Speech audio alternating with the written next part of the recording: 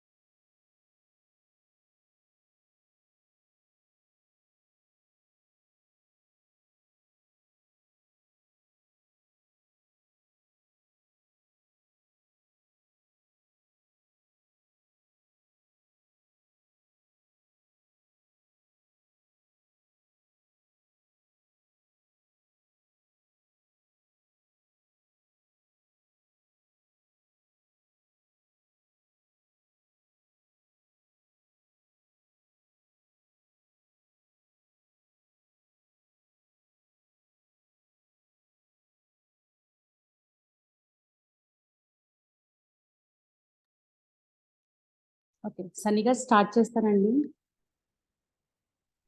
Okay. Okay. Once again, good afternoon, everyone. Welcome to day 8 session of AIBE crash course. I'm Sravani Sameera, your classmate and chairperson of ALSA disciplinary committee. ఇవాళ మనం ఇక్కడ అందరం కలిసి ఒక we are conducting a crash course and we are all participating to help each other. Ante behind this is ALSA, Association for Legal and Social Awareness. This is a very wonderful association founded by Mr. Saniraj Garu. Services provided here, whatever services provided here are free of cost except membership. Adi kuda enduku pettamu ante so that people will have some seriousness about it. Participate cheyali. Free of cost ante manakanta interest undadu. So except membership, everything is free of cost here. And this association, we are together in this association and we are committed to bring change in the society for whatever issues we are, we come across every day. The main thing here is it will not happen, the change will not happen with 2 people or a few people in the association. Everybody here should participate in the daily activities in the association. So మీ అందరి input కావాలి so that we can bring a better output. మేమున్న 2 మందో 10 మందో మేము involve అయ్యి produce చేసే output కన్నా if all the members in ALSA are giving their inputs, ఇలా చేద్దాము, ఇలా చేస్తే బెటర్ గా ఉంటుంది, because other people might have much better ideas than us. So if everybody is participating, we can bring a really better output than few people participation kanna kuda ekku mandi participate cheste we'll have a better output. Ikkada manam ee association lo what we wanted to do is legal awareness తీసుకురావాలి. There are many people who do not know their వాళ్ళ rights వాళ్ళకి తెలియవు. గుడ్డిగా వెళ్ళిపోతారు. See, if ఒక traffic police ఆప్ చేస్తాడు, he will take all the cards, ఇవి ఇచ్చేసాయి, బండి పక్కన పెట్టేసాయి, ఇలా ఆపుతుంటే people do not know what their rights are. నిజంగా is he eligible to take all my cards? ఇవన్నీ తీసుకోగలడా? నా బండిని all of a sudden ఈ చెట్టు కింద పెట్టి వెళ్ళిపోమని చెప్తాడా? We do not have all these kinds of awareness. And daily మనం చేసే పని ఏమిటి అంటే we are a consumer every day. So we have ఒక కన్స్యూమర్ డెస్క్ ఉంది మన దగ్గర. మనకున్న క్వెరీస్ అన్ని కూడా they will be addressed here in ALSA. So అంటే మనకి బిల్ ఇవ్వరు, మనం తిరిగి వెళ్ళి అడిగితే మేము బాగానే ఇచ్చాం ప్రోడక్ట్, మాకు తెలియదు అని చెప్తారు. So everything has a rule. ఆ kind of awareness, basic awareness మనకు ఉండాలి. So that kind of awareness, ఒక సొసైటల్ ఫీలింగ్ రావాలి మనలో. Society is my family. కేవలం మా ఇంట్లో ఉండే 4-5 కాదు. We should respond to other people's concerns also. ఎంత చేయగలిగితే అంత. You cannot give everything from your pocket, but enta cheyagalite anta. It could be a moral support also. Adi kontamandi chala pedda vishayam avutundi. That kind of thing we are expecting from this association and the members of this association. So this is all about ALSA. I would be happy and I request everyone to participate actively in the activities of ALSA. Next ఇవాళ మనందరం ఇక్కడ join అయిన purpose ఏంటంటే AB all India bar exam 2010 July తర్వాత ఎవరైతే law చేసి ఉన్నారో వాళ్ళందరూ కూడా they must write all India bar exam to practise. అంతకు ముందర చేసిన వాళ్ళు లా చదవడం, డైరెక్ట్ గా ఎన్రోల్మెంట్ అవ్వడం, ప్రాక్టీస్ చేసుకోవడం, మధ్యలో బార్ ఎగ్జామ్ అనే ఒక బ్యారిగేట్ ఏం లేదు.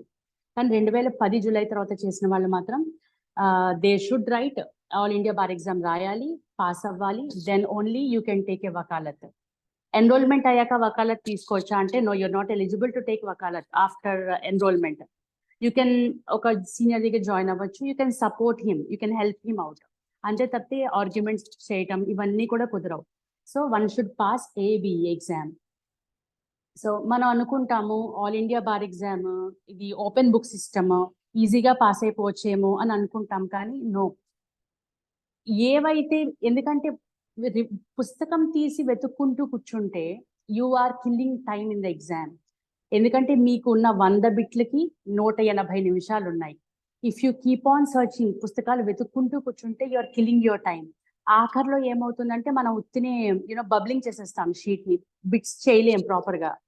So I request everyone as much as possible try to memorise the easiest parts at least. మనకి రానివి ఎలా అయినా సరే you have to refer your books. So కొంతలో కొంతైనా I request you to memorise చేసి వెళ్ళండి. ఎందుకంటే ఎవరో పోస్ట్ చేశారు మన గ్రూప్ లోనే, Andhra has the least pass percentage in AIBE when compared to other states. I don't know how genuine it is, but this is the thing I saw in the group. So I request you to focus properly on preparing well before AIBE. Direct ga velli కూర్చుని మనం పుస్తకాలు చూసి రాయడమే కదా అనుకుంటే మనం ఖచ్చితంగా kill చేస్తాం టైంని. సో ఉండేవి 100 బిట్లు ఉంటాయి, multiple choice questions and 3 hours exam ఉంటుంది. నెక్స్ట్ ఈ AIBE crash course, we did this so that we will help out each other. నేను చెప్తున్నాను కాబట్టి ఇట్స్ నాట్ దట్ నేను ఏదో పండితురాలని కాదు. We help out each other in things.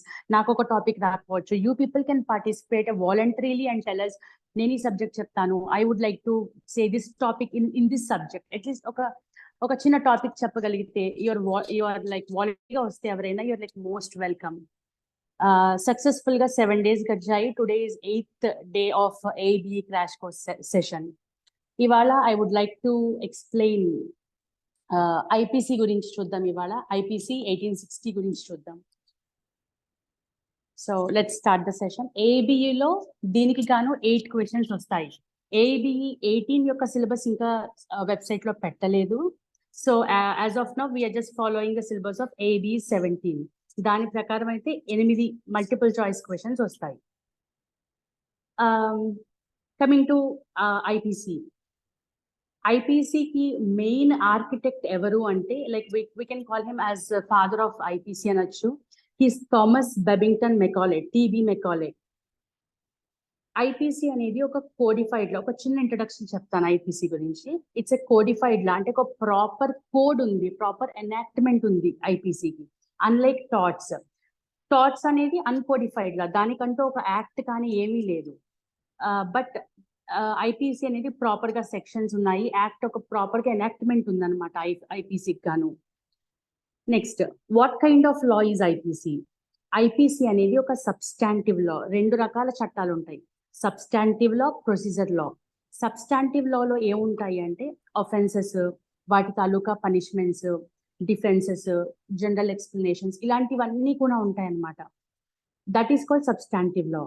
Procedural law అంటే any law that supplements a substantive law, అంటే ఒక చట్టాన్ని ఇట్ సపోర్ట్స్ ఇట్. ఆ ప్రొసీజర్ ఎలా ఇప్పుడు ఐపీసీ ఉంది, ఐపీసీకి వచ్చి సప్లిమెంట్ సిఆర్పిసి, అది ఒక ప్రొసీజరల్ లా ఆర్ అడ్జెక్టివ్ లా ఎలా అయినా అనొచ్చు. ఈ ప్రొసీజరల్ లా ఏంటి అంటే ఇట్ సప్లిమెంట్స్ ఐపీసీ. ఐపీసీలో ఇప్పుడు మనం ఈ అఫెన్స్ కి ఇది శిక్ష ఇన్నాళ్ళు జైల్లో పెడతారు, ఇది మాత్రమే చదువుతాం. కానీ దాని తాలూకా ప్రొసీజర్ ఏది, what procedure you have to follow to take a person in to custody and what do you have to follow after taking a person in to custody, దీని తాలూకా ఇన్ఫర్మేషన్ అంతా కూడా you can find in CrPC. Initial గా IPC చేసినప్పుడు there were 488 sections and later కొన్ని amendments వల్ల కొన్ని sections తొలగించబడ్డాయి, కొన్ని సెక్షన్స్ యాడ్ చేయబడ్డాయి. Now there are 511 sections and 23 chapters in IPC. ఇందులో మనకి ఐపీసీ 2 పార్ట్స్ కింద డివైడ్ చేస్తారు. ఫస్ట్ ది జనరల్ ప్రిన్సిపల్స్ అంటాం అనమాట, అండ్ డిఫెన్సెస్. అందులో డెఫినేషన్స్ ఉంటాయి, జనరల్ ప్రిన్సిపల్స్ ఉంటాయి, డిఫెన్సెస్ ఉంటాయి. పార్ట్ 2లో specific offences and their punishments ఉంటాయి. అంటే ఫలానా అఫెన్స్ థెఫ్ట్, ఇది ఒక అఫెన్స్, దాని డెఫినేషన్. థెఫ్ట్ అనడానికి ఏమిటి రిక్వైర్మెంట్స్, ప్రతిదీ థెఫ్ట్ అన్నాం కదా, so what are the requirements of theft, దాని యొక్క పనిష్మెంట్ ఏంటి, ఈ కైండ్ ఆఫ్ ఇన్ఫర్మేషన్ అంతా కూడా పార్ట్ 2లో ఉంటుంది. IPC came in to force on 1st January 1862. 1st January నాడు it came in to force. కానీ why are we speaking it's 1860, IPC 1860 అని ఎందుకు అంటున్నామంటే 1866 October నాడు it was enacted, but it came into force in 1862. మనం ప్రతి act పక్కన ఒక సంవత్సరం మాట్లాడుతూ ఉంటాం. That year is not the date of enforcement, it is the year of enactment. తర్వాత ఈ ప్రతి యాక్ట్ ని తయారు చేయడానికి బిహైండ్ ఒక ఆబ్జెక్టివ్ ఉంటుంది.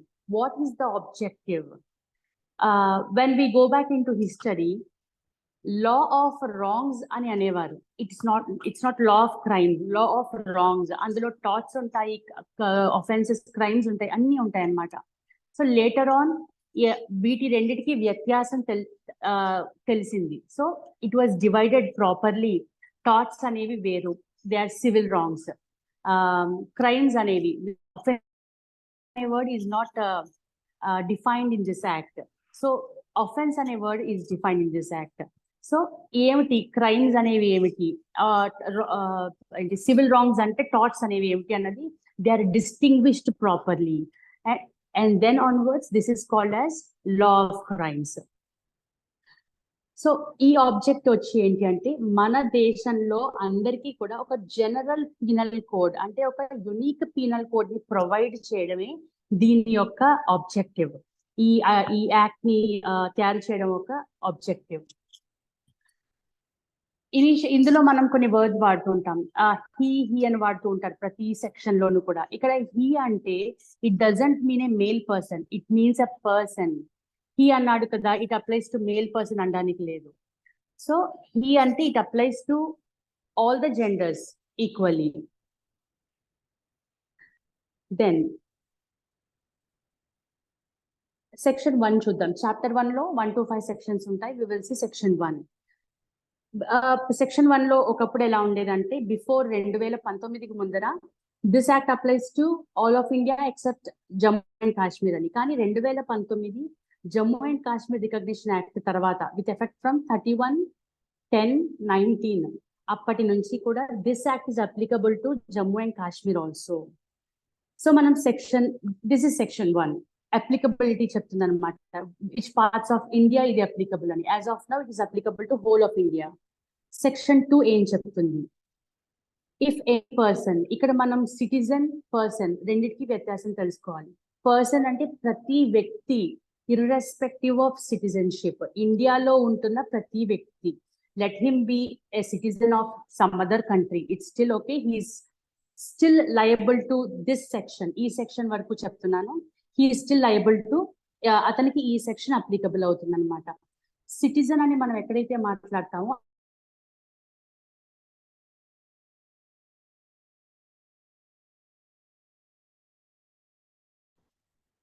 ఎప్పుడైతే మనం పర్సన్ అంటున్నామో it is applicable to every single person living in India irrespective of citizenship. Section 2 ఏం చెప్తుందంటే ఇఫ్ ఎనీ పర్సన్, ఒక వ్యక్తి కనుక ఏదైనా ఒక యాక్ట్ ని చేయడం, ఒక యాక్ట్ ని కమిట్ చేయడం, ఒమిట్ చేయడం రెండూ తప్పు అవుతాయి. సో మనకి అనిపించవచ్చు అదేంటండి ఏదైనా యాక్ట్ ని కమిట్ చేస్తే తప్పు కదా, ఒమిట్ చేస్తే కూడా తప్పేనా అని. ఒమిట్ చేస్తే కూడా తప్పు. I give an example.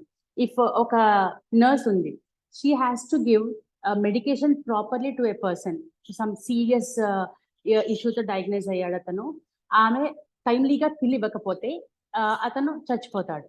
If she's not doing her duty properly and it causes to his death, తను చేయవలసిన పనిని చేయడం లేదు, that is also an offence. అలాగే చెయ్యకూడని పనిని చేయడం. ఒక డాక్టర్ ఉన్నాడు, he's there to diagnose the patient properly and give proper medication. Proper medication ఇవ్వకుండా when there are wrong medication ఇవ్వడం, తను చేయకూడని పని చేస్తున్నాడు. లైక్ స్లో పాయిజన్ ఇన్ఫెస్ట్ చేయడం మనిషిలో, దిస్ కైండ్ ఆఫ్ థింగ్స్. చేయకూడని పని చేయడం, చేయవలసిన పని చేయకపోవడం, these two are acts which is against IPC. ఐపీసీకి వ్యతిరేకంగా, ఇక్కడ మనం మాట్లాడుకుంటుంది ఈ యాక్ట్ గురించి కాబట్టి, ఐపీసీకి వ్యతిరేకంగా ఏదైనా ఒక యాక్ట్ ని మనం కమిట్ చేయడం కానీ ఒమిట్ చేయడం కానీ ఈజ్ పనిషబుల్. సెక్షన్ 2 ఇలా చెప్తుంది. When it is committed in India, ఇండియాలో ఉన్న వ్యక్తి ఇర్రెస్పెక్టివ్ ఆఫ్ సిటిజన్షిప్ కనుక ఇటువంటి వాటికి పాల్పడితే, అంటే omitting or commission of act కి పాల్పడితే he is liable according to IPC అన్నది సెక్షన్ నెంబర్ 2 చెప్తుంది. సో ఈ సెక్షన్ యొక్క సమరీ ఏమిటి అంటే, let him be a foreigner or a citizen living in India, he will be liable for the acts he is committing or omitting. Section 3-4 మాట్లాడేది. Section 2 వచ్చి territorial jurisdiction అంటాం, ఎందుకంటే with in India గురించే మాట్లాడుతున్నా. మరి మనకి అనిపించవచ్చు what if things happen outside India, దాని గురించి మాట్లాడేది section 3, section 4. Extra territorial jurisdiction అంటాం మనం. అంటే ఇండియన్ కోర్ట్స్ కి ఇండియా బయట, అంటే ఆన్ ల్యాండ్ కానీ ఆన్ సీస్, అంటే లైక్ ఉంటాయి చూసారా, వాటిలో కానీ వెజల్స్ లో కానీ, ఇన్ ఎయిర్ క్రాఫ్ట్ లో, ఫ్లైట్స్, వీటన్నిటిలో కానీ ఏదైనా ఆఫెన్స్ జరిగితే Indian courts are capable of trying. అంటే ఇండియన్ కోర్ట్స్ వాటిని ట్రయల్ చేయడానికి అర్హత కలిగి ఉన్నాయన్నమాట. ఏ పర్సన్, సెక్షన్ 3లో ఫస్ట్ కనిపించేది ఏంటంటే మనకి a person who is liable by Indian law. Person అంటున్నాం, ఇండియన్ లా అంటున్నాం.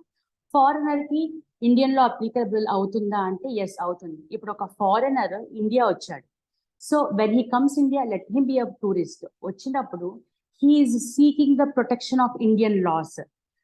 సో ఇండియన్ లాస్ యొక్క ప్రొటెక్షన్ ని తను ఎక్స్పెక్ట్ చేస్తున్నప్పుడు he is also liable to Indian laws.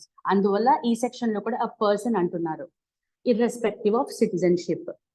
India బయట ఒక ఆఫెన్స్ ని కనుక కమిట్ చేస్తే, అండ్ దట్ ఆఫెన్స్ అని వాడుతున్నామంటే ఆ ఆఫెన్స్ ని మనం ఐపీసీలో డిఫైన్ చేసి ఉండాలి, ఐపీసీలో ఉన్న లిస్ట్ ఆఫ్ అఫెన్సెస్ లో ఉండి ఉండాలి. అటువంటి కేసులో అతను ఒక ఇండియాలో ఉండి ఆఫెన్స్ కమిట్ చేసినట్టే he will be liable. India బయట చేసినా కూడా, and when he seeking the protection of Indian loss, అతను ఇండియా ఎలా ట్రీట్ చేయబడతాడు ఇండియన్ కోర్ట్స్ లో అంటే, as if he has committed an offence in India. ఇండియాలో ఎలా కమిట్ చేస్తే మనం అతన్ని ఎలా ట్రై చేస్తుందో కోర్టు, అదే విధంగా ట్రై చేస్తుంది. This is all about section 3, extra territorial jurisdiction. Section 4 ఏం చెప్తుంది? ఈ సెక్షన్ 4 వచ్చి దిస్ ఈజ్ రెస్ట్రిక్టెడ్ టు కొన్ని స్పెసిఫిక్ ఆఫెన్సెస్ కనమాట. ఏ ఆఫెన్సెస్ అంటే, ఎక్స్ట్రాడిషన్ యాక్ట్ అని ఒక యాక్ట్ ఉంది. అంటే ఎక్స్ట్రాడిషన్ అంటే ఒక కంట్రీ నుంచి ఆ వ్యక్తిని డిపోర్ట్ చేయడం, బయట కంట్రీ నుంచి ఆ వ్యక్తిని డిపోర్ట్ చేసి, దట్ కైండ్ ఆఫ్ అఫెన్సెస్ కి ఎక్స్ట్రాడిషన్ యాక్ట్ 1962 అని ఒక యాక్ట్ ఉంది. సో ఆ ఎక్స్ట్రాడిషన్ అంటే డిపోర్టింగ్ కి సంబంధించిన ఆఫెన్సెస్ కి, అండ్ సిఆర్పిసిలో సెక్షన్ 188, 189 ఈ సెక్షన్స్ కి సంబంధించిన ఆఫెన్సెస్ కి సెక్షన్ 4 ని వాడతారు. సో వి విల్ సీ దేనికి అప్లై అవుతుంది section 4. Any citizen of India committing out side India, ఒక వ్యక్తి ఇండియన్ సిటిజన్ అంటున్నాను. సో ఇక్కడ మనం కేవలం ఇండియా పౌరుల గురించే మాట్లాడుకుంటున్నాం. సిటిజన్షిప్ కలిగి ఉండాలి, అండ్ అతను ఒక ఆఫెన్స్ ని ఇండియా బయట కమిట్ చేసి ఉండాలి. ఇండియా బయట అంటే ఎక్కడ? ఇండియా బయట let it be on land అవ్వచ్చు, ఎనీ షిప్ లో అవ్వచ్చు, ఎయిర్ క్రాఫ్ట్ లో అవ్వచ్చు, which is registered in India. ఇప్పుడు ఒక ఫ్లైట్ ఉంది, అందులో ఒక ఆఫెన్స్ జరిగింది, and he is a citizen of India. ఆ aircraft when it was flying in air, అది ప్రస్తుతం ఇండియా మీద లేదు, పక్కన ఏదో వేరే దేశాల మీద ఇట్ వాస్ ఫ్లయింగ్. అక్కడ కనుక ఇప్పుడు ఒక అఫెన్స్ జరిగితే ఫ్లైట్ లో, వాట్ డూ యూ ఎక్స్పెక్ట్? ఆ ఫ్లైట్ కింద ఉన్నది ఆఫ్ఘనిస్తాన్ కాబట్టి ఆ చట్టాలు అప్లై అవుతాయని అనుకోకూడదు. Where is the aircraft registered? ఆ ఎయిర్ క్రాఫ్ట్ ఏ కంట్రీలో రిజిస్టర్ అయితే, let it be a ship also, ఎక్కడ రిజిస్టర్ అయితే అక్కడ ఏ కంట్రీలో రిజిస్టర్ అయిందో ఆ ప్లేస్ యొక్క లాని అప్లై చేస్తారు. If at all the aircraft is registered in India, Indian లాసే అప్లై అవుతాయి. థర్డ్, ఇంకొక సబ్ క్లాజ్ ఉంది ఇందులో. ఏంటి అంటే, ఎనీ పర్సన్, ఇక్కడ వచ్చేపాటికి I'm not talking about citizen, నేను ఇక్కడ పర్సన్ గురించి మాట్లాడుతున్నా. ఫస్ట్ క్లాజ్ లో సిటిజన్ గురించి మాట్లాడాను. సబ్ క్లాజ్ లో any citizen of India committing offence out side India, Indian citizen అయ్యుండి ఇండియా బయట అఫెన్స్ చేయడం. సెకండ్ది, ఒక పర్సన్ అయ్యుండి, let him B of any nationality, ship లో కానీ క్రాఫ్ట్ లో కానీ అతను అఫెన్స్ చేయడం. థర్డ్ది ఏంటి అంటే, any person, let him B of any citizenship, అతను ఎక్కడో అమెరికాలోనో ఎక్కడో కూర్చొని హీస్ టార్గెటింగ్, అంటే ఒక మాల్వేర్ ని చేయడం కానీ, లేదా ఒక వైరస్ ని పంపించడం, హ్యాక్ చేయడం. When he's targeting a computer source అంటే let it be single computer అవ్వచ్చు, గ్రూప్ ఆఫ్ కంప్యూటర్ అవ్వచ్చు, లేకపోతే ఒక సర్వర్ అవ్వచ్చు. When he's targeting computer source ని కనుక, ఈ కంప్యూటర్ సోర్స్ ని ఎక్కడ చూడాలి అంటే ఇన్ఫర్మేషన్ టెక్నాలజీ యాక్ట్ లో దీని డెఫినేషన్ ఉంటుంది. సో బట్ కంప్యూటర్ అంటే it's a computer, it's a server or something. అటువంటి దాన్ని టార్గెట్ చేసి హ్యాక్ చేయటం, ఈ కైండ్ ఆఫ్ థింగ్స్ చేయదలుచుకుంటే హీ విల్ బి, ఎందుకంటే కంప్యూటర్ సోర్స్ ఇండియాలో ఉంది కాబట్టి he can be tried in India. మరి అక్కడ వ్యక్తిని ఇక్కడికి ఎలా తీసుకొస్తారు? How can you find that person అంటే, అగైన్ దానికంటూ వేరే చట్టాలు ఉన్నాయి మళ్ళీ, ఎక్స్ట్రాడిషన్ యాక్ట్ ప్రకారం. అందుకే ఈ section 4 is related to offences in extradition act. ఎందుకంటే అక్కడ నుంచి వాడిని డిపోర్ట్ చేయాలి, మనం వాడిని తీసుకురావాలి, హీ షుడ్ బి ట్రైడ్, ఇవంతా వేరే ప్రొసీజర్ అనమాట. So this is all about section 4. Section 5, last section in chapter 1 అన్నమాట. సెక్షన్ 4 దాకా మనం ఏం చూసామంటే, ఎక్కడెక్కడ ఐపీసీ అప్లికబుల్ ఉందో చూసాము. సెక్షన్ 5 లో ఎక్కడెక్కడ ఐపీసీ అప్లికబుల్ కాదో చూస్తామన్నమాట. కొన్ని చట్టాలు ఉంటాయి, స్పెషల్ లాస్ అని, లోకల్ లాస్ అని. అవన్నీ కూడా ఐపీసీతో ఎఫెక్ట్ అవ్వవు. స్పెషల్ లాస్ అంటే యునో ఆర్మీ కంటూ ఒక చట్టం ఉంటుంది, నేవీ కంటూ ఒక చట్టం ఉంటుంది. Those things are not affected by IPC. వాటిని హ్యాండిల్ చేసే పద్ధతి ఆ చట్టాల ప్రకారం ఉంటుంది. So those things are not covered. ఆ స్పెషల్ లాస్ కానీ అక్కడున్న లోకల్ లాస్ కానీ, these are not affected by IPC. ఇది సెక్షన్ 5. నేను ఒక పాస్ట్ పేపర్ లో చూసాను, అందులో ఉన్నది ఏంటి, పబ్లిక్ సర్వెంట్ కింద కొన్ని ఆప్షన్స్ ఇచ్చి అందులో who is not a public servant అని అడిగారు. పబ్లిక్ సర్వెంట్ అనేది సెక్షన్ 21 ఐపీసీలో డిఫైన్ చేశారు, ఎవరు పబ్లిక్ సర్వెంట్, ఎవరు పబ్లిక్ సర్వెంట్ కాదు అని. ఒకసారి when you go through the section, అది చాలా క్లియర్ గా ఉంటుంది. మరి ఫలానా వాళ్ళు పబ్లిక్ సర్వెంట్ అని మనకి ఐడియా వస్తుంది, గవర్నమెంట్ ఆఫీస్ లో పనిచేసే వాళ్ళు వీళ్ళు. Let me tell you some examples of who are not public servants. ఎవరు కాదు అంటే, I'm talking about section 21. MLA, ఒక నియోజకవర్గానికి ఉన్న MLA is not a public servant. ఒక మున్సిపల్ కౌన్సిలర్ పబ్లిక్ సర్వెంట్ కాదు. ఒక ఆర్బిట్రేటర్ అంటే మధ్యవర్తిత్వం చేస్తాడు, he is not a public servant. Arbitrator గురించి మనం చదివాం, like he handles things in arbitration లో చదివాం మనం. So that person is not a public servant. Nationalised banks లో పనిచేసే ఆఫీసర్స్ పబ్లిక్ సర్వెంట్స్ కాదు. సో ఇలా there are some categories when you go through. These are all not public servants. మరి ఎవరు public servants అంటే, let me tell you some examples. Every commissioned officer అంటే military అవ్వచ్చు, naval అవ్వచ్చు, air forces అవ్వచ్చు, వీళ్ళంతా పబ్లిక్ సర్వెంట్స్.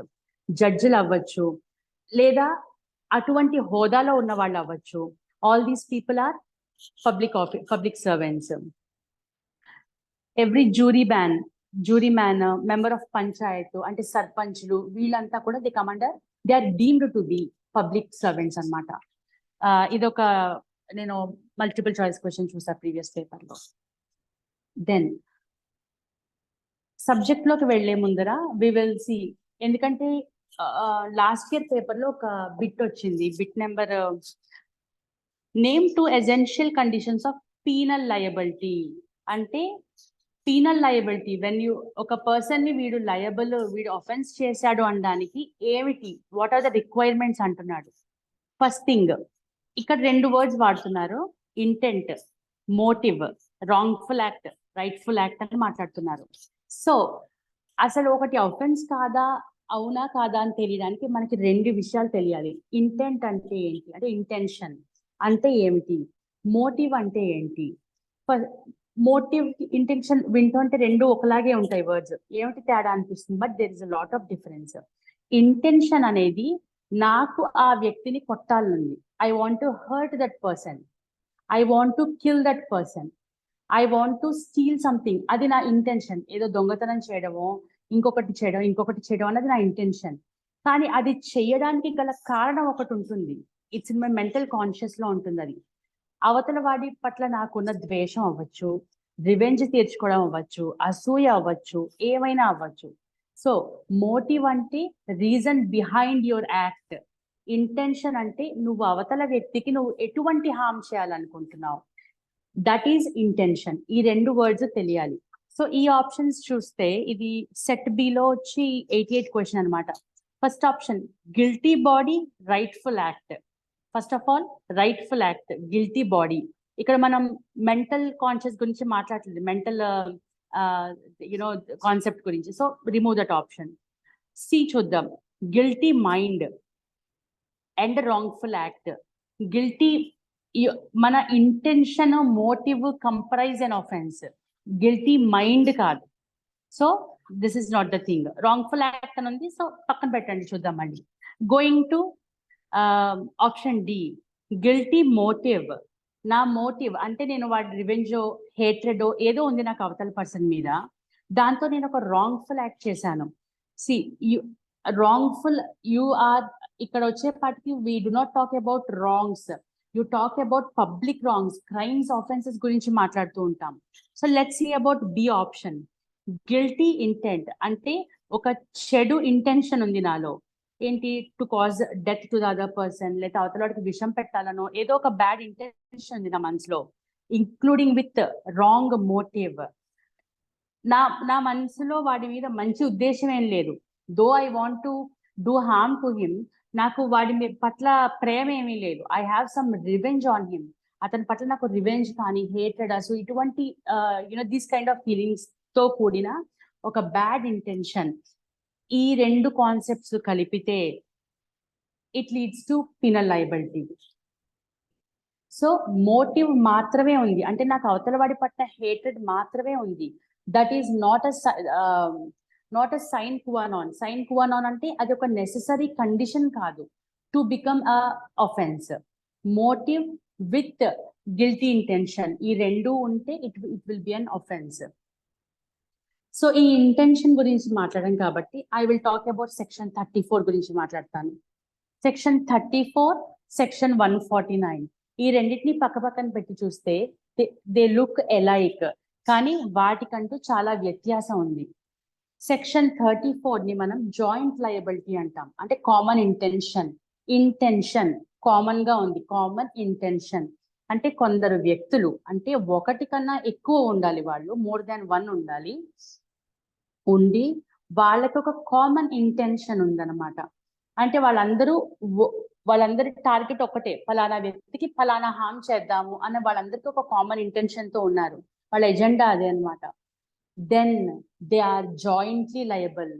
అంటే కొందరు వ్యక్తులు కనుక ఒకే ఇంటెన్షన్ తో ఏదైనా యాక్ట్, ఏదైనా ఒక క్రైమ్ ని చేస్తే అందులో ప్రతి వ్యక్తి యాజ్ ఇఫ్ అతను విడివిడిగా ఆ క్రైమ్ చేసినట్టు. ఇప్పుడు నలుగురు కలిసి ఒక వ్యక్తిని మర్డర్ చేస్తే ఇట్స్ లైక్ ఆ నలుగురు విడివిడిగా ఆ అఫెన్స్ చేసినట్టుగా ట్రీట్ చేస్తుంది సెక్షన్ 34 అనేది.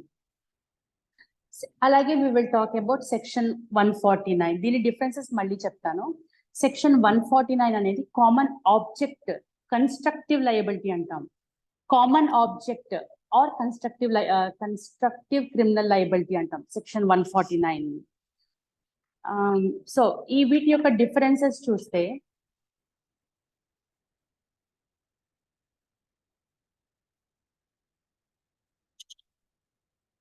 ఓకే, వీటి యొక్క డిఫరెన్సెస్ చూద్దాం. ఫస్ట్ సెక్షన్ 34 లో దేర్ షుడ్ బి ఒక పర్సన్ కన్నా ఎక్కువ ఉండాలి. When it comes to section 149 అందులో 5 or more మెంబర్స్ ఉండాలి and everybody should have a guilty intention. Section 34 లో ఒక పనిష్మెంట్ కానీ ఏమీ ఉండదు. ఇట్స్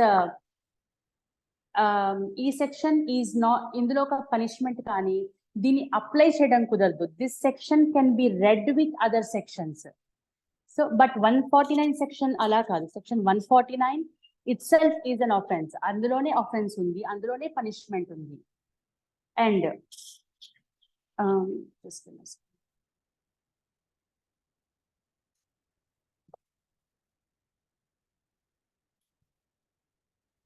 సెక్షన్ 34 లో ప్రయర్ మీటింగ్ ఆఫ్ మైండ్స్ అంటే అంతకు ముందర వాళ్ళు కూర్చుని ఒక వ్యక్తిని చంపుదామనో ఒక వ్యక్తి కొడదామనో they should have a proper plan ఉండాలి. మీటింగ్ ఆఫ్ మైండ్స్ అంటారు. సెక్షన్ 34 లో మీటింగ్ ఆఫ్ మైండ్స్ ఉండాలి. కానీ సెక్షన్ 149 లో దేర్ నీడ్ నాట్ బి అంటే ముందర కూర్చుని ఒక వ్యక్తిని ఏదో చేద్దామనో వాళ్ళు ముందర ప్లాన్ చేసుకుని ఎగ్జిక్యూషన్ చేయని అవసరం లేదు. బట్ సెక్షన్ 34కి వచ్చేపాటికి there should be meeting of minds. ఒక స్కెచ్ ప్రకారం, ఒక ప్లాన్ ప్రకారం వాళ్ళు ముందర దేర్ షుడ్ బి మీటింగ్, ఒక మీటింగ్ పెట్టుకొని they should plan the things properly. దీన్ని జాయింట్ లయబిలిటీ అంటాం section 34 because people are jointly liable. When it comes to section 149 constructive liability అంటాం. కామన్ ఇంటెన్షన్ లోకి వచ్చేపాటికి ఈ వ్యక్తులందరూ కూడా అందులో పార్టిసిపేట్ చేసి ఉండాలి. ఏదైనా ఒక అటాక్ వాళ్ళు ప్లాన్ చేసి ఉంటే ఇందులో ఉన్న అక్యూజ్డ్ అందరూ కూడా సెక్షన్ 134 ఎప్పుడు పెట్టగలము అంటే ఇందులో ఉన్న అక్యూజ్డ్ పీపుల్ అందరూ కూడా దే షుడ్ పార్టిసిపేట్. వాళ్ళు చేసిన ఒక ఆఫెన్స్ లో దే షుడ్ పార్టిసిపేట్. కానీ ఇక్కడ ఇనిషియల్ గా వాళ్ళ మీటింగ్ అవసరం, వాళ్ళు ఒక ప్లాన్ చేసుకోవాల్సిన అవసరం లేదు. సెక్షన్ 149 లో ఒక అన్లాఫుల్ యాక్ట్ జరుగుతున్నప్పుడు out of nowhere a person can come and participate in it. Then also 149 is applicable.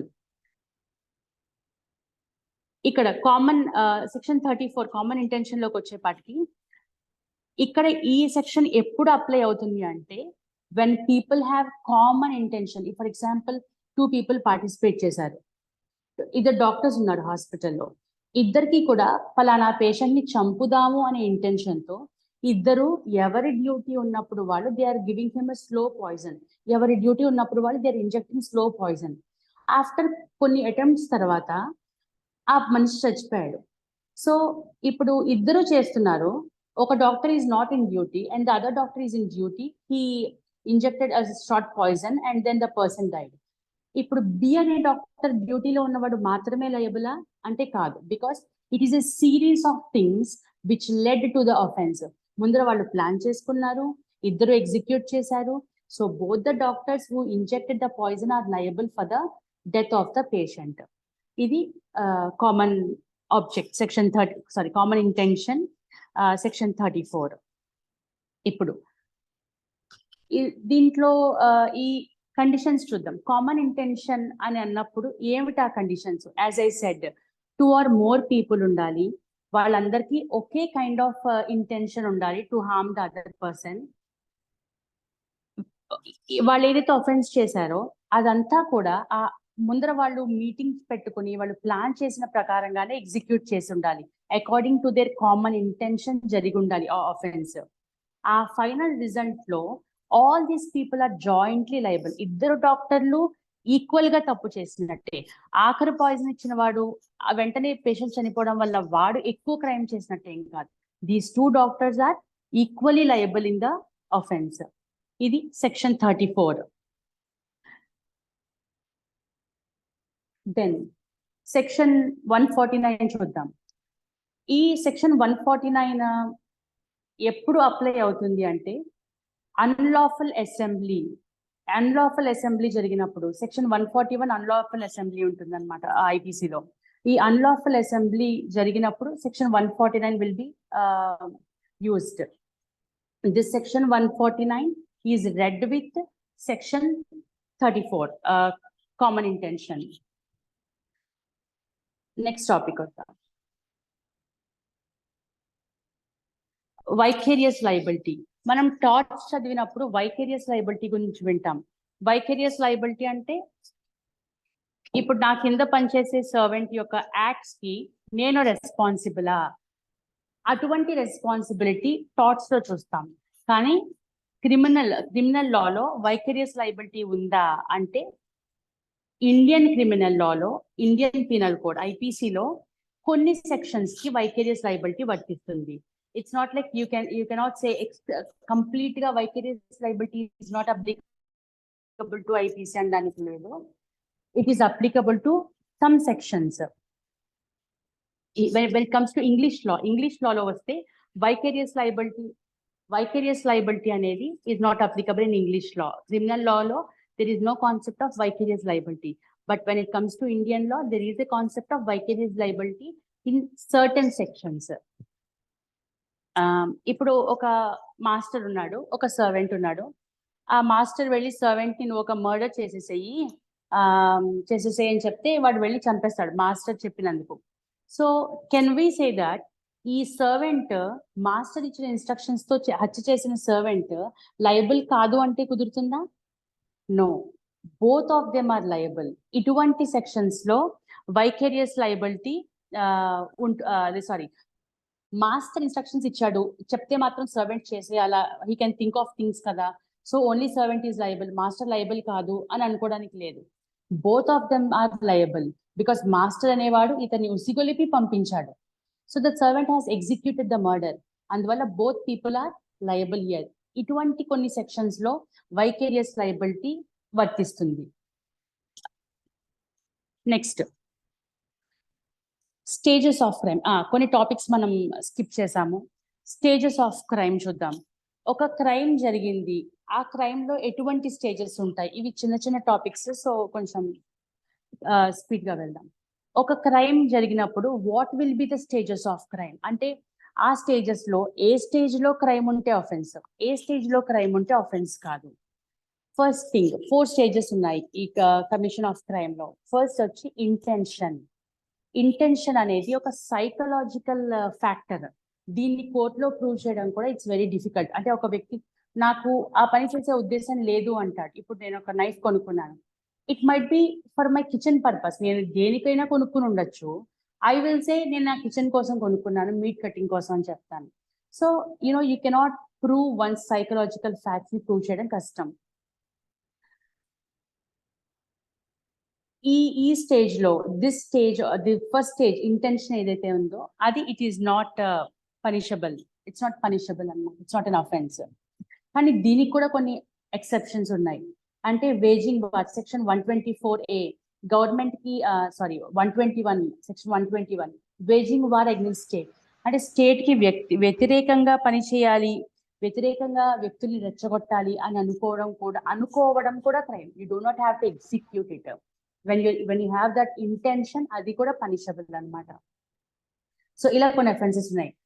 డెకాయిటీకి assembly for dacoity section 402 dacoity plan చేయటం, ఇలాంటివన్నీ కూడా even that intention is punishable. Then second preparation, third attempt, fourth commission. ఈ 3 stages లో first నేను psychological factor అని చెప్పాను, ఈ 3 physical factors అన్నమాట. నీ మైండ్ లో ఏదైతే వచ్చిందో you are starting to execute that. First intention, ఆ వ్యక్తిని కొట్టాలి, okay, that's not punishable because that cannot be proved. రెండోది I'll start preparing things for hurting the other person. నేను ఒక రాడ్ కొనుక్కుంటాను, లేకపోతే ఇంకోటి ఏదో కొనుక్కొని వస్తాను. సో సెకండ్ ఇక్కడ నుంచి ఫిజికల్ గా అంటే you are starting to execute what's in your mind. General principal ఏంటి అంటే ఈ స్టేజ్ లో ప్రిపరేషన్ స్టేజ్ లో బికాస్ నేను ఒక రాడ్ కొనుక్కొచ్చాను, ఒక గుణపం కొనుక్కొచ్చాను, I will say it's for అది ఒకరిని హర్ట్ చేయడానికి కాదు, it's for my garden purpose అని చెప్తాను. So this stage is also not punishable. Stage of preparation కూడా ఈజ్ నాట్ పనిషబుల్. కానీ ఇక్కడ కూడా కొన్ని ఎక్సెప్షన్స్ ఉన్నాయి for very serious offences. Waging war against state, అంటే ఇందాక ఏదైతే waging war against state section 121 intention ఏదైతే తప్పు అన్నానో దాని తాలూకా ప్రిపరేషన్ కూడా తప్పు. ఇలాగా కొన్ని there are some series of crimes like this. Preparation to commit depredation section 126 అన్నమాట. Possession of counterfeited coins. నా దగ్గర కాయిన్స్ ఉన్నాయి, సో యునో నేను వాటిని మార్చకపోవచ్చు. Mere possession is also a crime. So ఇలా కొన్ని ఎక్సెప్షన్స్ ఉన్నాయి ప్రిపరేషన్ కి కూడా. So as of now intention is not a crime with certain exceptions. Preparation is not a crime with certain exceptions. Third, attempt చేస్తున్నాడు. So ఏదైతే కత్తి కొనుక్కున్నానో, నేను kitchen కని చెప్పాను, ఇంకోటి ఏదో చెప్పాను, ఏదైతే నేను నైఫ్ కొనుక్కున్నానో ఐ స్టార్టెడ్ యూజింగ్ దట్. అవతల వ్యక్తిని చంపాలి అన్న చంపాలి అన్న ఉద్దేశంతో నేను ఆ నైఫ్ ని వాడాను. ఇఫ్ హీ డైస్, మనం 2 సెక్షన్స్ చూస్తాం, అటెంప్ట్ టు మర్డర్ అని చెప్పి. వ్యక్తి చనిపోతే murder. If he did not die because of my act, attempt to murder. నేను స్టార్ట్ చేశాను, I wanted to kill him, but అదృష్టం కొద్ది వాడు చనిపోలేదు. So I attempted it. Attempting something is also a crime. అలాగే మియర్ కమిషన్. అటెంప్ట్ దగ్గరికి వచ్చేపాటికి ఏం జరుగుతుందంటే, నేను నైఫ్ పెట్టుకుని I will approach the other person to kill him. పరిస్థితులు అనుకూలిస్తే చంపుతా, అనుకూలించకపోతే చంపను. So I have a choice. Attempt దగ్గర కూడా నాకు అక్కడ చాలా క్రౌడ్ ఉన్నారు, నేను అనుకున్నది I cannot accomplish what is in my mind, so నేను వెనుతిరుగుతాను అనమాట. So attempting something is also a crime. Stage 4 commission. అంటే ఇప్పుడు నేను అడ్డు ఉంటే ఆగుతాను అటెంప్ట్ లో, లేకపోతే అక్కడే అయిపోతుంది. కమిషన్ అనే ఒక స్టేజ్ అక్కడే జరిగిపోతుంది. 4th స్టేజ్ వచ్చి కమిషన్. మైండ్ లో అకంప్లిష్ చేసిన ఆఫెన్స్ ఏదైతే మనం చేయాలనుకున్నామో అవతల వ్యక్తికి, దట్ వాజ్ అకంప్లిష్డ్ ప్రాపర్లీ. అది స్టేజ్ 4 కమిషన్. స్టేజ్ 4 లో committing anything is an offence. తర్వాత థియరీస్ ఆఫ్ పనిష్మెంట్ చూద్దాం. This is all about 4 stages of crime. Theories of punishment and kinds of punishment చూద్దాం, షార్ట్ గా చూద్దాం. 5 థియరీస్ ఉన్నాయి. అంటే మనం పనిష్మెంట్ ఇస్తున్నప్పుడు వాట్ ఈజ్ యువర్ ఆబ్జెక్టివ్, నువ్వు ఈ కైండ్ ఆఫ్ పనిష్మెంట్ ఎందుకు ఇస్తున్నావు. కొన్ని దేశంలో వాళ్ళు రోడ్ మీద పబ్లిక్ లో హ్యాంగ్ చేస్తారు, షార్ట్ డెడ్ చేస్తారు, ఇలా చేస్తారు. కొన్ని దేశాల్లో జైల్లో పెడతారు. So what is the intention behind giving, అంటే ఈ పనిష్మెంట్ ని ఇవ్వడానికి ఉద్దేశం ఏమిటి అంటే, దెర్ ఆర్ 5 థియరీస్ అన్నమాట. Deterrent theory. ఫస్ట్ థియరీ వచ్చి డిటరెంట్ థియరీ. అంటే ఏం చెప్తుందంటే, టు డిటర్ అంటే టు ప్రివెంట్ సంథింగ్, అంటే టు స్టాప్ సంథింగ్ అన్నమాట.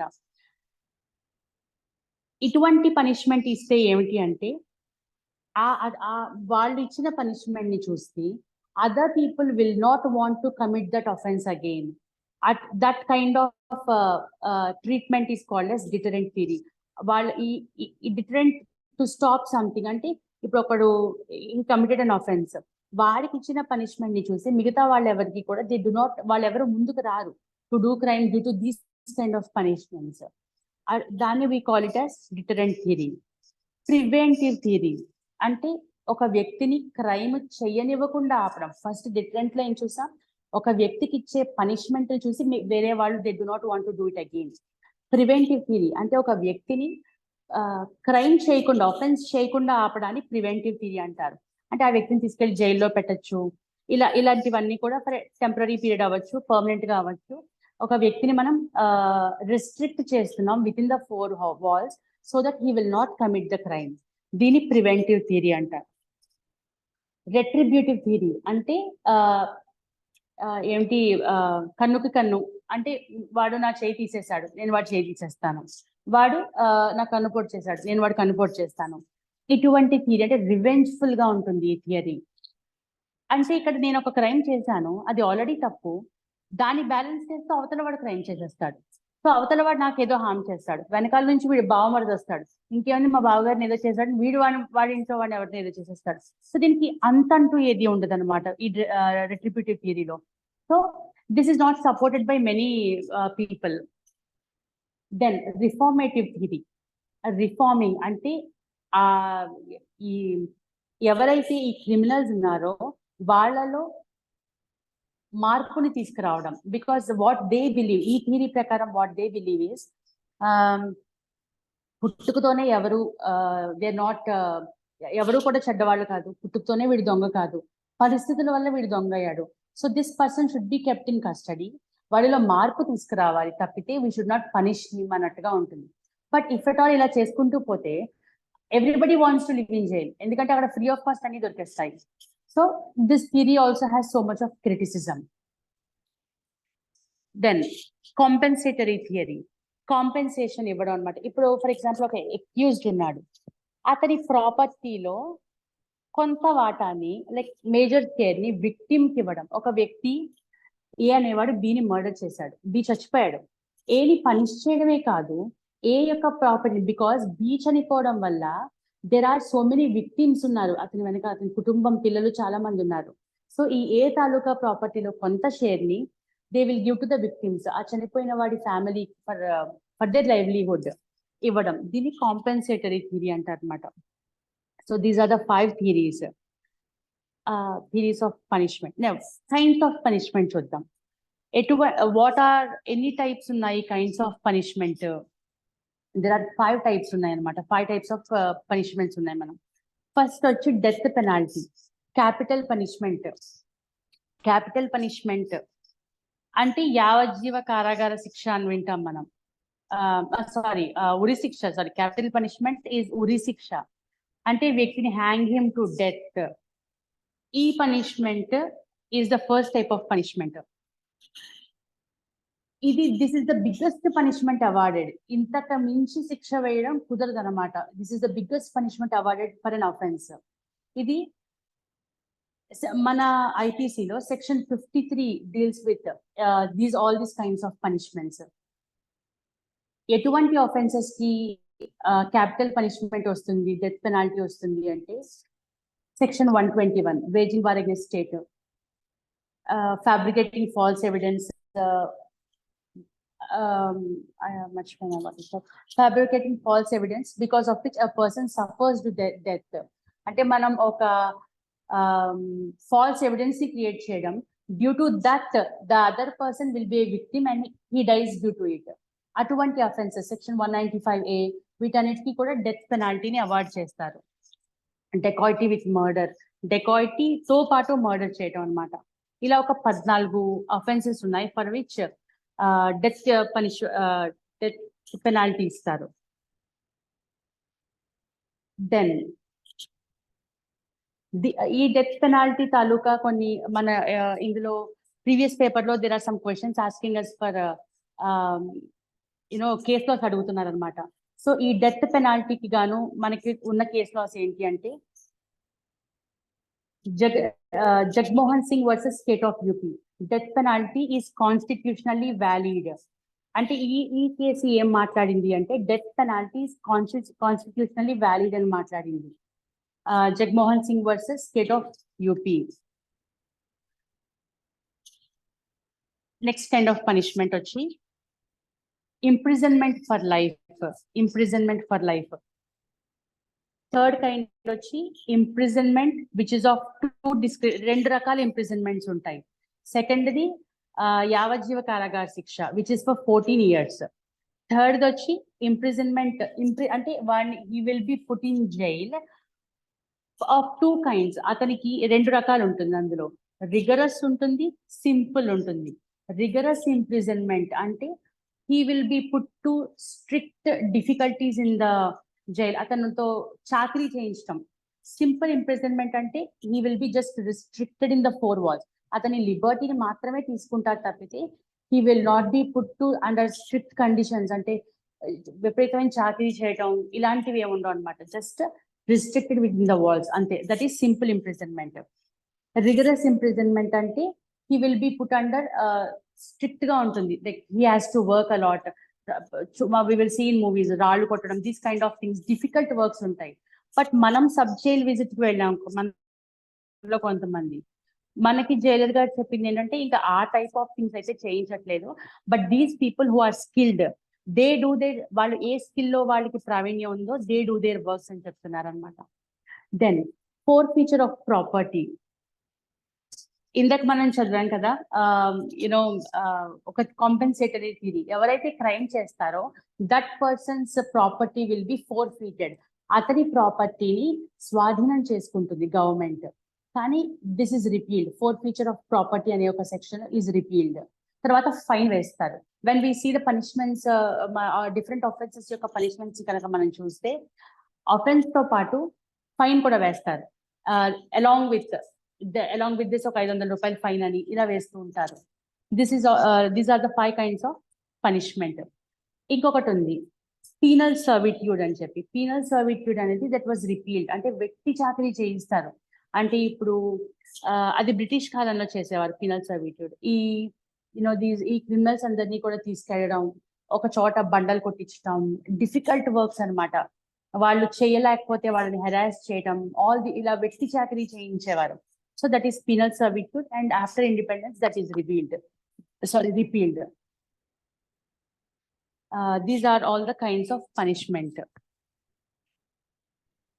theories of punishment. Then general exceptions చూద్దాం. జనరల్ ఎక్సెప్షన్స్ అనేవి చాప్టర్ 4 లో ఉంటాయి. ఇప్పుడు మనం చూసిన థియరీస్ ఆఫ్ పనిష్మెంట్ కానీ కైండ్స్ ఆఫ్ పనిష్మెంట్ కానీ చాప్టర్ 3 లో ఉన్నాయి.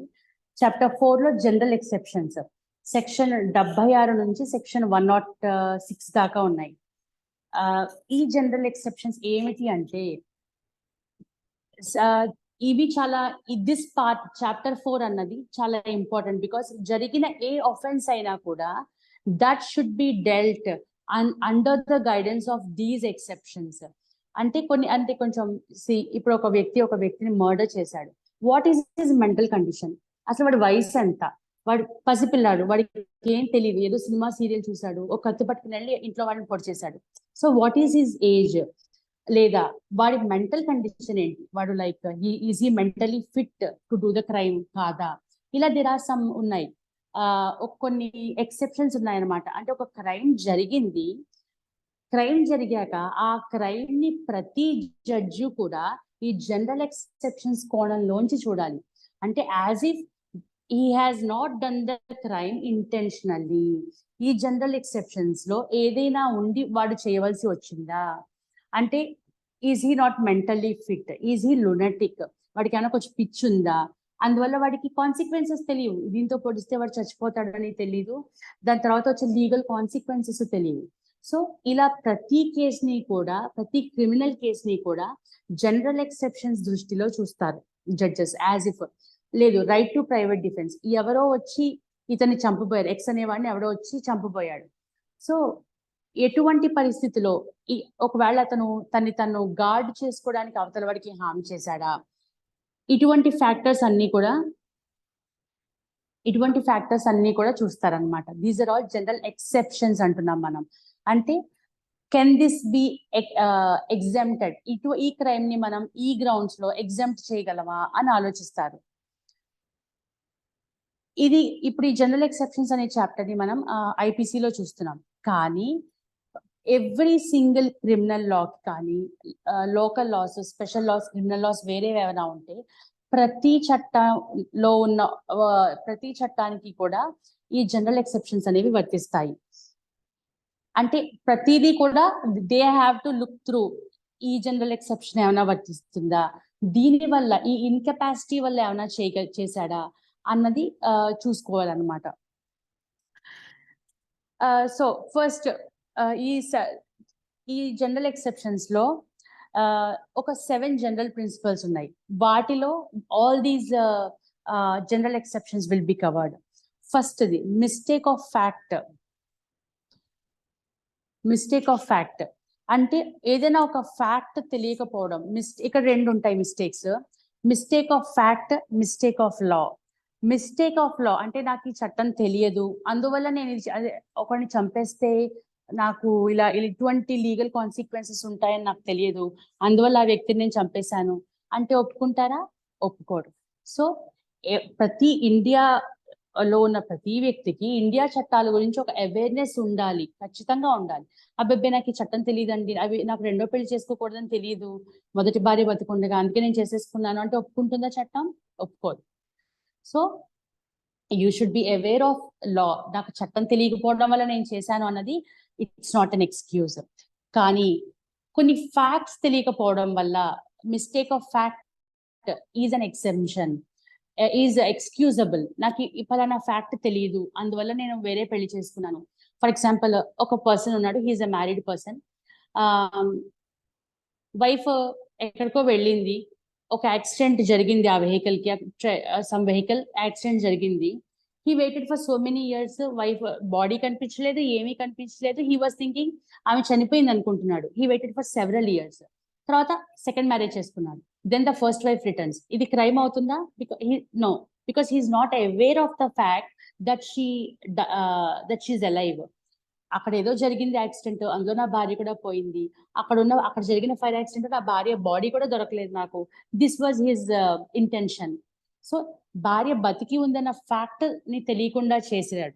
Mistake of fact is excusable. ఇది సెక్షన్ 76 and 79 చెప్తుంది. తర్వాత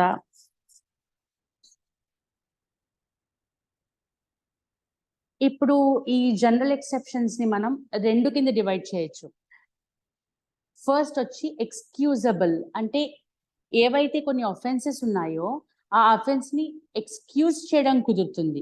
రెండవ రకం ఆఫెన్సెస్ ఉంటాయి, దే కెన్ బి జస్టిఫైయబుల్, అంటే ఈ అఫెన్స్ ఇందువల్ల చేయాల్సి వచ్చింది అని ఒక జస్టిఫికేషన్ ఉంటుంది అనమాట. ఇప్పుడు 76 నుంచి 95 వరకు ఉండేవి ఎక్స్క్యూజబుల్ ఆఫెన్సెస్, ఎక్స్క్యూజబుల్ అఫెన్సెస్ కి డిఫెన్సెస్ అన్నమాట ఇవన్నీ కూడా. తర్వాత 96 నుంచి 106 వరకు ఉన్నవి జస్టిఫైయబుల్ డిఫెన్సెస్, అంటే జస్టిఫికేషన్ ఇవ్వడం కుదురుతుంది. అంటే ఇప్పుడు ఒక వ్యక్తి ఏ అనేవాడు బిని మర్డర్ చేశాడు, దానికి జస్టిఫికేషన్, అంటే మర్డర్ చేశాడు, నిజంగా కూడా చేశాడు, but there is a justification. అవతల వాడు ఒక పెద్ద కత్తి పట్టుకుని వస్తున్నాడు వీడిని చంపడానికి, సో వీడు చేతితో దొరికిన రాడ్ తీసి అవతల వాడు తల పగల కొట్టాడు, వాడు చచ్చిపోయాడు. So there is a justification for this. ఇలా 2 types ఆఫ్ డిఫెన్సెస్ అన్నమాట, 2 parts కింద ఉంటాయి, excusable defences and justifiable defences. ఇప్పుడు ఎక్స్క్యూజబుల్ చెప్తున్నాను నేను, అంటే mistake of fact is excusable అంటున్నాను. Mistake of law is not excusable. అంటే దిస్ ఇస్ డన్, ఈ ఆఫెన్స్ జరిగింది, but it can be excused due to some factors. So అందులో second category వచ్చి జుడిషియల్ యాక్ట్స్. ఇప్పుడు ఒక జడ్జి గారు ఒక తీర్పు ఇచ్చారు, ఫర్ ఎగ్జాంపుల్ ఒక వ్యక్తికి పలానా ఇన్ని సంవత్సరాలు సెంటెన్స్ అని ఇచ్చారు. ఎస్పెషల్లీ ఈ జుడిషియల్ యాక్ట్స్ యొక్క ఈ డిఫెన్స్ యొక్క ఉద్దేశం ఏమిటి అంటే టు సేఫ్ గార్డ్ జడ్జెస్ ని, వాళ్ళని సేఫ్ గార్డ్ చేయడం అనమాట. హూ క్యారీ అవుట్ దేర్, అంటే వాళ్ళు నిష్పక్షపాతంగా చేస్తారు, వితౌట్ పార్షియాలిటీ ఒక శిక్ష విధిస్తారు. So they should not be prosecuted to do this, ఎందుకంటే వాళ్ళు అక్కడ వచ్చిన సాక్ష్యాలని బట్టి, అక్కడ ఉన్న ఎవిడెన్స్ ని, విట్నెస్ ని, వీటితో they give a judgment. So they should not be prosecuted tomorrow. So ఈ సెక్షన్ 77 and 78 అనేవి they are privileged acts, they are judicial acts అంట అనమాట. ఈ జుడిషియరీకి సంబంధించిన తీర్పులు కానీ ఆర్డర్లు కానీ ఇస్తే tomorrow they cannot be prosecuted, because వాళ్ళకి వచ్చిన ఎవిడెన్సెస్, సర్కమ్స్టెన్సెస్ అలా ఉన్నాయి. దెన్ 78 సెక్షన్ 77 వచ్చి ఎనీ యాక్ట్ డన్ జుడిషియల్లీ, అంటే జడ్జిలు కనుక ఒక ఆర్డర్ ఇస్తే that cannot be prosecuted tomorrow. Next section 78 వచ్చి act done pursuant to the judgement or order of the court, అంటే కోర్ట్ ఒక ఆర్డర్ ఇచ్చింది, మీరు వెళ్ళి యునో డూ దిస్ ఆర్డర్, ఒక ఆర్డర్ వేశారు, go and get that person, take him in to custody అని. The people who are executing the order of court, court ఇచ్చిన order ని ఎవరైతే అమలు పరుస్తున్నారో they are also an exception to the offence.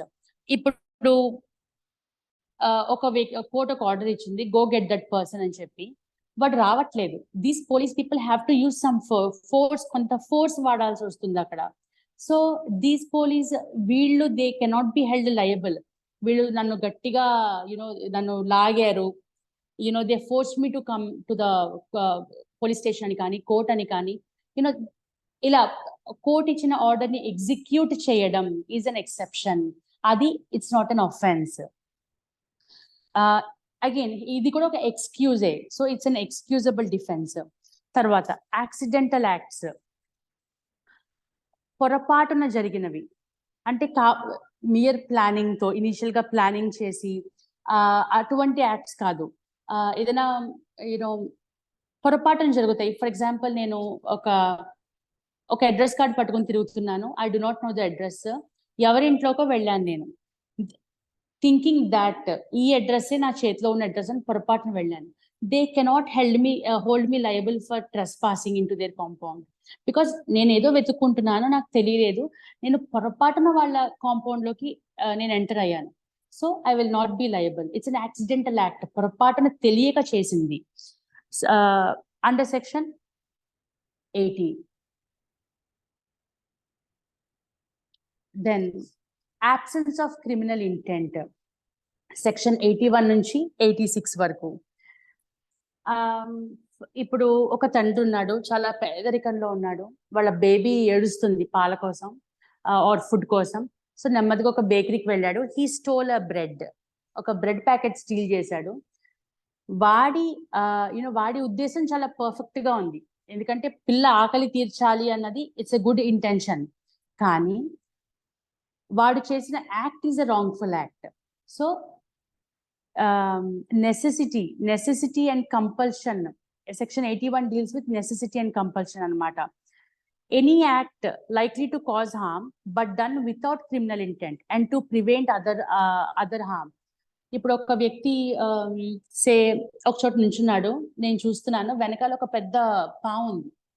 So నేనేం చేశాను, నాకు అది పాము అని చెప్పే టైం లేదు. I want to save him. అలా నేను అరిచి ఇంత టైం నాకు కనిపించట్లేదు టు సేవ్ దట్ పర్సన్. టకటక వాడిని గబగబా ఈడిస్తే he fell down, he broke his arm, వాడి చేయి విరిగిపోయింది. So will I be liable? No, because I have a proper good intention ఉంది to save him from a bigger harm. నేను లాకటం వల్ల వాడి చెయ్య మాత్రమే విరిగింది. ఇన్ కేస్ నేను వాడిని నేను వాడికి చేసిన చిన్న హార్మ్ వల్ల వాడు పెద్ద హార్మ్ నుంచి తప్పించుకున్నాడు, అంటే పాము కలిస్తే వాడు చచ్చిపోయేవాడు కంప్లీట్ గా. ఇన్ కేస్ అట్లీస్ట్ నేను సేవ్ చేశాను, హీ బ్రోక్ హిజ్ హార్మ్. అంటే ఒక పెద్ద విపత్తు నుంచి నేను అతన్ని కాపాడడానికి I caused a small damage. అంతే తప్పితే వెనకాల చీమ కుడుతుందని వాడు లాగాను, వాడు రాయి తగిలి తల పగిలి చచ్చిపోతాడు. That should not be the case. ఒక పెద్ద ఆపద నుంచి you should save him by causing a small harm. This is also an exception. Section 81. తర్వాత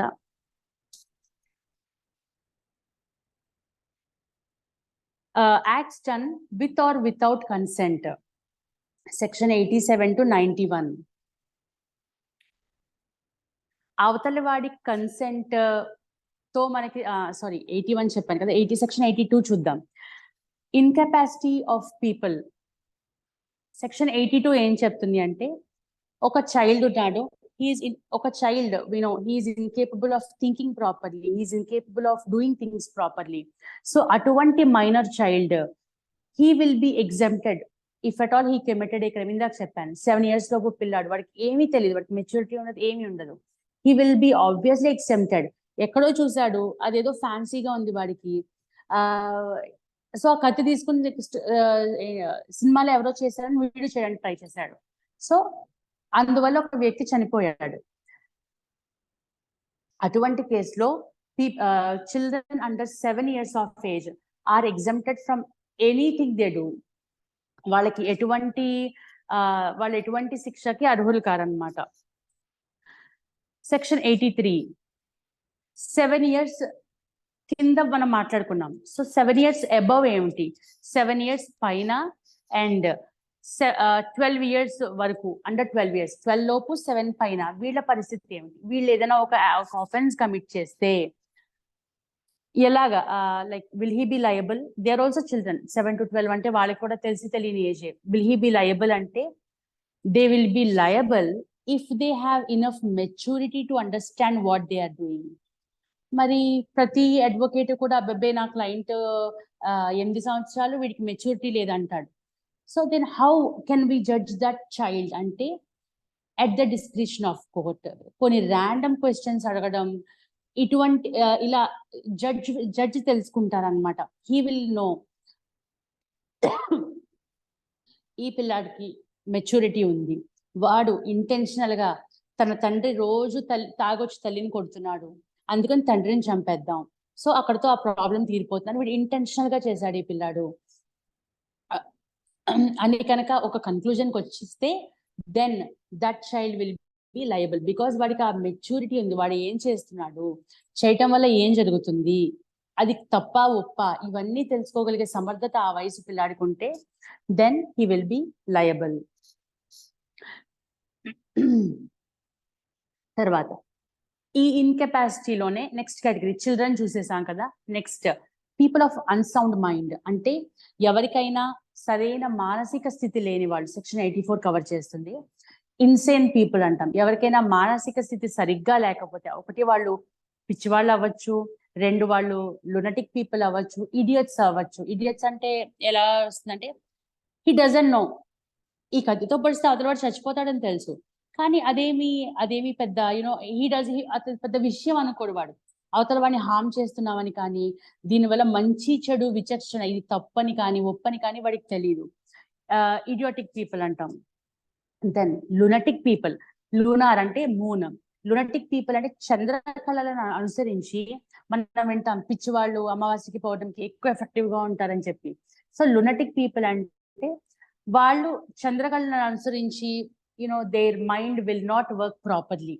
ఈ లునటిక్ పీపుల్ కూడా they come under these exemptions. Subject to వాళ్ళ మైండ్ సరిగ్గా లేని కండిషన్ లో, లునటిక్ పీపుల్ నెలంతా వాళ్ళకి ఏం పిచ్చి తేడాగా ఉండదు, అన్సౌండ్ మైండ్ తో ఉండరు వాళ్ళు. There will be some certain situations where they will be of unsound mind, ఒక సర్టెన్ టైం ఉంటుంది. ఆ అన్సౌండ్ మైండ్ ఉన్న కండిషన్ లో వాళ్ళు ఏమైనా చేస్తే వాళ్ళకి ఎగ్జామ్షన్ ఉంటుంది. కానీ when they are okay, when they are normal, ఆ టైంలో వాళ్ళు చేసిన యాక్ట్స్ కి ఎగ్జామ్షన్ లేదు. ఏదైనా ఇల్నెస్ వల్ల అన్సౌండ్ మైండ్ అంటే పీపుల్ విల్ బి సైకలాజికల్ గా ఇల్లు ఉంటారు కొంతమంది, అంటే పిచ్ అనే కాదు, టూ మచ్ ఆఫ్ స్ట్రెస్ అవ్వచ్చు, ఇలా వీటి వల్ల కూడా some people will be mentally unfit to do things. అటువంటి వాళ్ళు కూడా దే విల్ బి ఎక్సెప్టెడ్, ఏదైనా మెంటల్ డిజార్డర్స్ ఉండడం ఇలాంటివి అనమాట. మరి డ్రంకెన్ పీపుల్ వాళ్ళు కూడా అసమర్థులే కదా, తాగి ఉన్న వాళ్ళకు కూడా ఎగ్జామ్ చేస్తారా అంటే నాట్ ఆల్వేస్. ఒక వ్యక్తి తనంతట తను వాలంటరీగా మందు తాగి క్రైమ్ చేస్తే, లేదు క్రైమ్ చేయడానికే మందు తాగి వెళ్తాడు వాడు, సో వాలంటరీగా అతను డ్రింక్ చేస్తే he will not B accepted.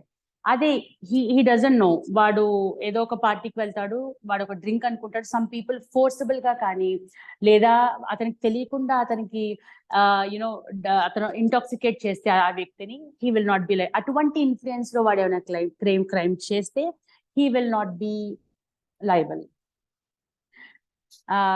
This is about section 84 unsound mind.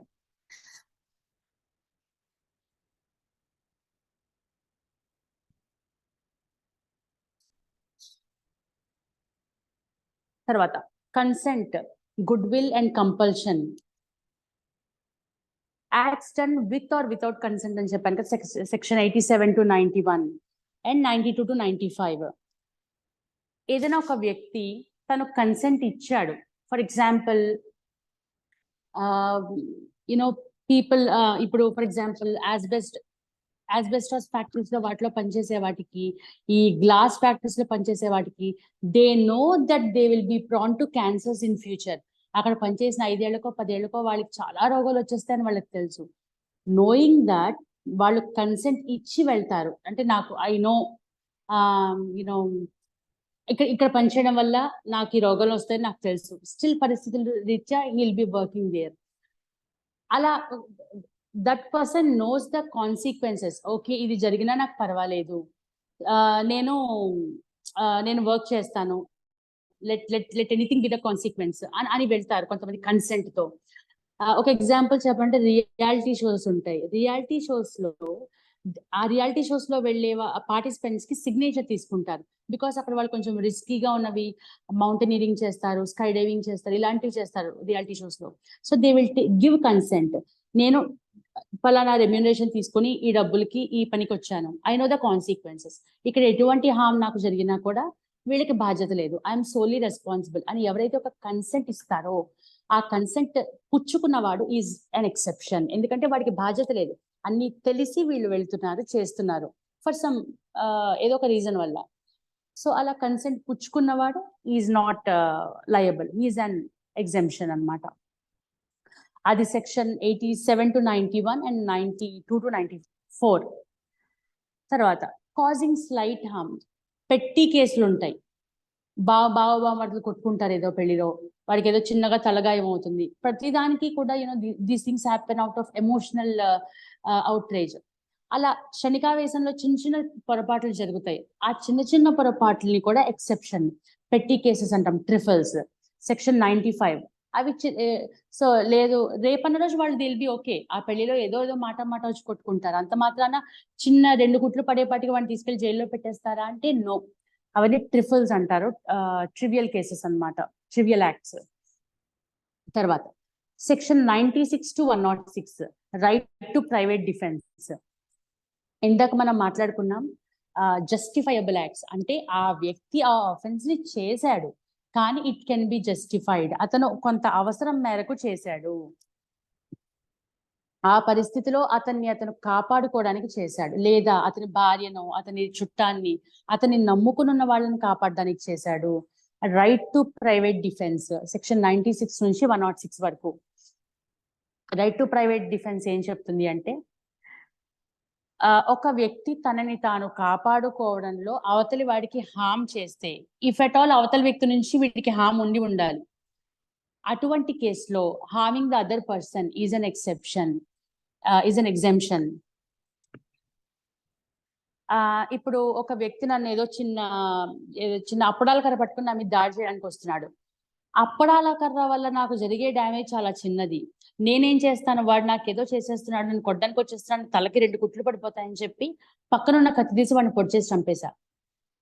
ఇది బ్యాలెన్స్ చేయగలిగిందా? దిస్ ఇస్ ఇక్కడ ఒక ఇంబ్యాలెన్స్ ఉంది.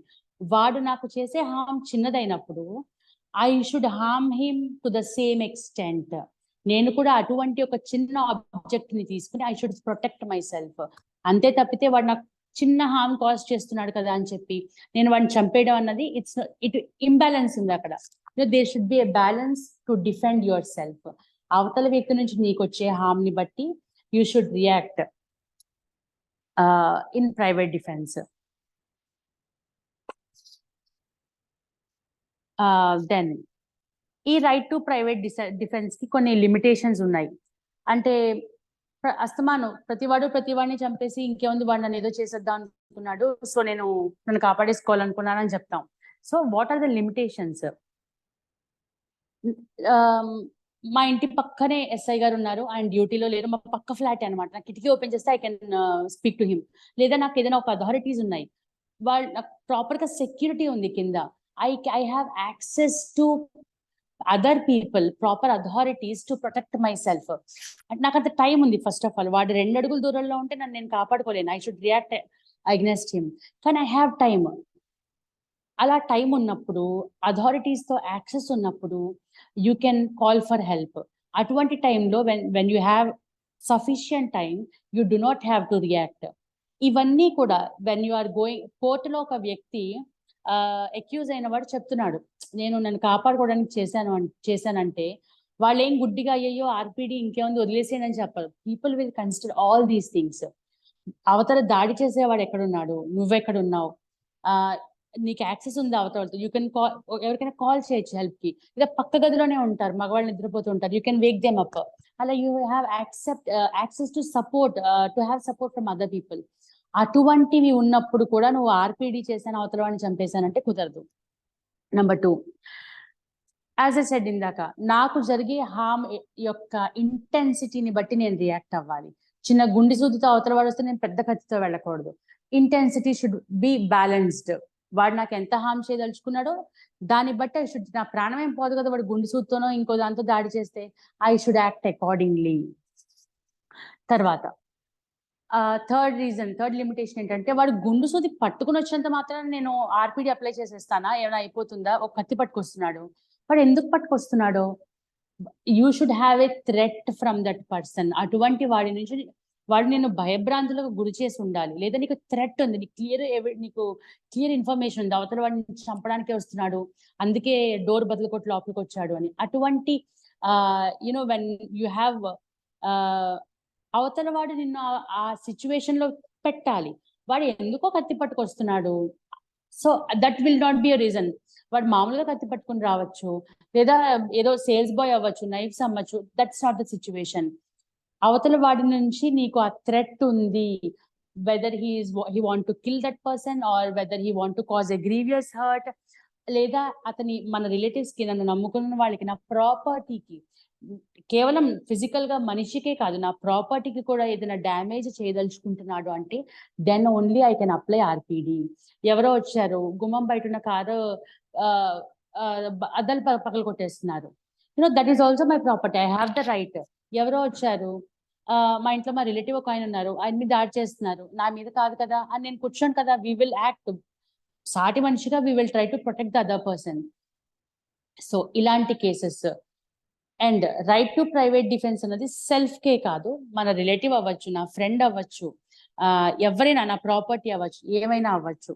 Right to private defence can be applicable with the above limitations. So this is all about general exceptions chapter.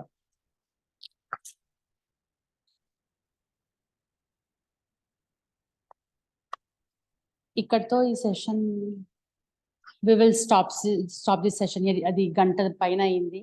I don't think if I continue కూడా, I don't think it's right. We will continue tomorrow. Section 106 దాకా complete చేసాము. After 106 section లోంచి important sections exam point of వ్యూలో రేపు చూద్దాం. It will take two more sessions to complete IPC. అప్పుడు మనం previous papers లో బిట్స్ అన్ని తెచ్చి, MCQs అన్ని తెచ్చి ఒకసారి చూద్దాం, MCQs ఎలా ఆన్సర్ చేయాలి ఏంటి అనేది చూద్దాం. ఇప్పుడు ఒక చిన్న ఇంటరాక్టివ్ సెషన్. ఇందాక నేను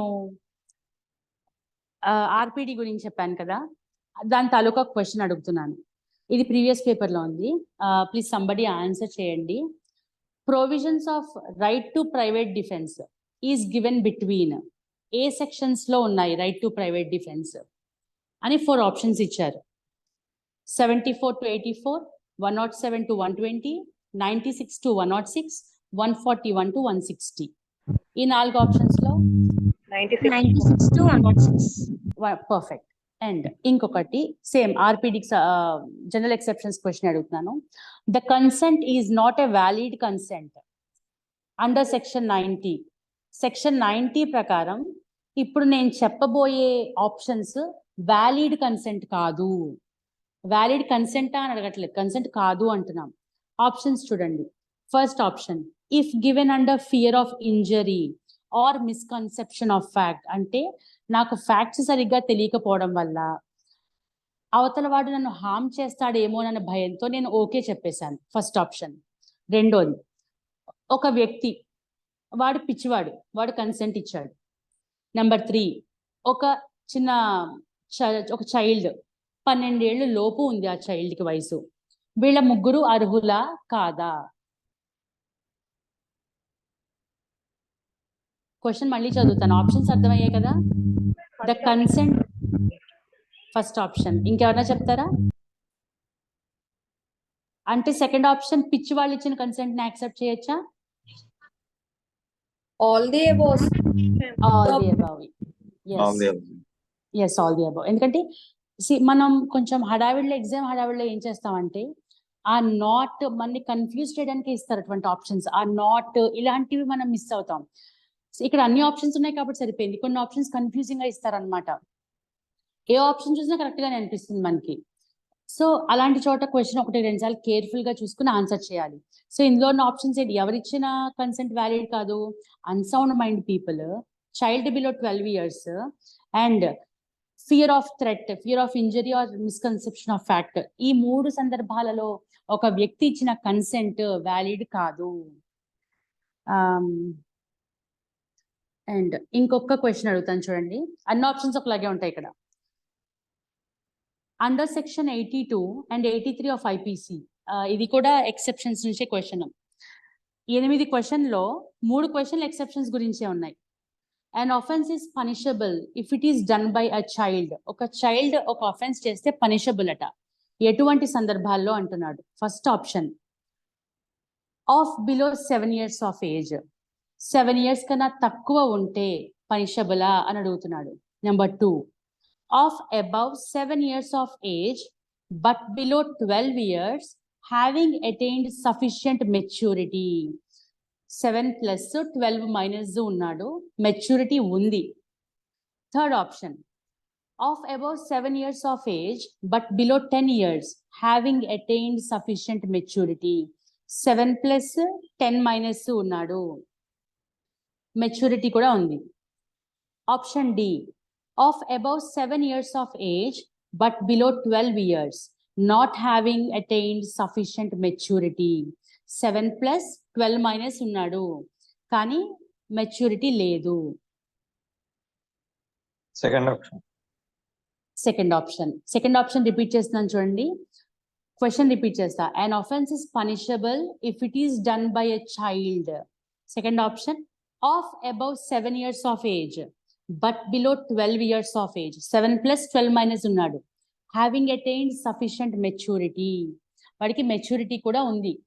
ఇందాక చెప్పాం కదా, description of court. Random questions అడిగి judge will come to a conclusion, ఈ పిల్లాడని తెలిసే చేశాడు, లేదు లేదు వీడు అమాయకుడు అని judge will come to a conclusion.